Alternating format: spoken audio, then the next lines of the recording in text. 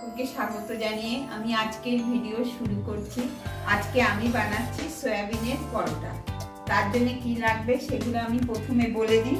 লাগছে তো মেন সয়াবিনটা আমি গরম জলে সিদ্ধ করে নিয়েছি নুন দিয়ে। আর এখানে আছে টমেটো কুচি, ক্যাপসিকাম, কাঁচা লঙ্কা, আর এখানে জিরা, ধনে, লঙ্কা পাউডার আর একটু আমচুর পাউডার। আর এই আটাটাকে আমি নুন আর চিনি আর একটু তেল দিয়ে মেখে রেখেছি। এখন আমি সয়াবিনটা মিক্সারে পিষে নেব। বেশি পেস্ট মিহি করবো না, একটু দরদরা থাকবে। এই যে এরকম পিষে নিয়েছি। আর এখন আমি গ্যাস চালিয়ে কড়াইটা বসিয়ে দিই। কড়াইটা গরম হোক। এটা গরম হয়ে গেছে। কড়াইটাতে আমি অল্প তেল দিলাম।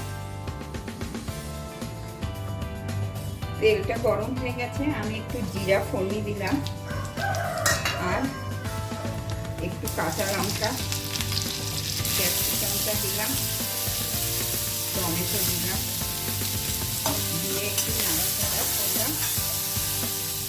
এর মধ্যে এখন আমি পরিমাণ মতো নুনটা দিয়ে দিই। আর এই যে মশলাটা আছে একটু ভাজা হোক।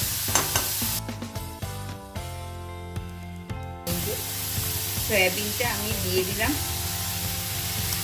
সয়াবিনটা আমি একটু ভালো করে নাড়াচাড়া করে এর জল ভাবটা টানিয়ে নেব। আর এর মধ্যে এই মশলাটাও এখন আমি দিয়ে দিলাম।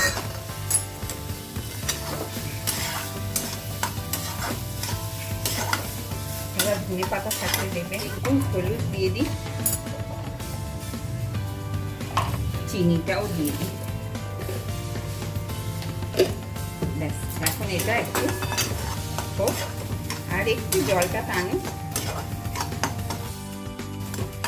সয়াবিনের পুরটা আমার এখন রেডি হয়ে গেছে। এখন আমি নামিয়ে নেব, তেলে নেব। প্রথমে আটাটা আমি করে দিলাম। এখন আমি রুটির মতো দেব। এখন আমার পরোটাটা বেলা হয়ে গেল। এখন আমি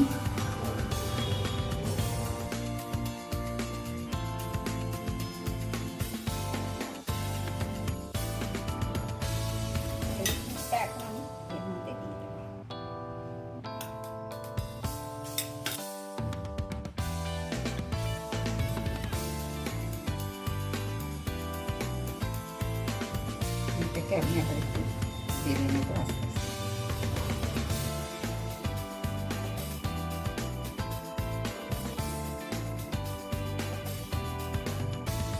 পরোটাটা আমার বেলা হয়ে গেছে। এখন সয়াবিনের পরোটাটা আমি ভেজে নেব। প্রথমে তেলটা ব্রাশ করে নিলাম। তাওয়াটা গরম হয়ে গেছে। এখন এই পরোটাটা আমি এর মধ্যে দিয়ে দিলাম।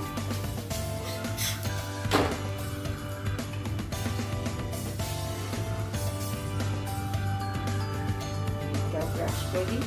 আমি তেল দিয়ে করছি, আপনারা দরকার হলে ঘি দিয়ে বাটার দিয়েও করতে পারেন।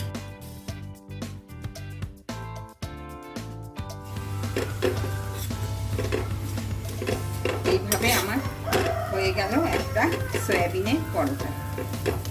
আমি আরেকটা ভেজে নেব। এটাকে নামিয়ে দিলাম। আমার এইভাবে রেডি হয়ে গেল সয়াবিনের পরোটা। আপনারা ঘরে এইভাবে বানিয়ে খাবেন। আর ভিডিওটা ভালো লেগে থাকলে লাইক, শেয়ার, কমেন্ট, সাবস্ক্রাইব করবেন। আমার পাশে থাকবেন।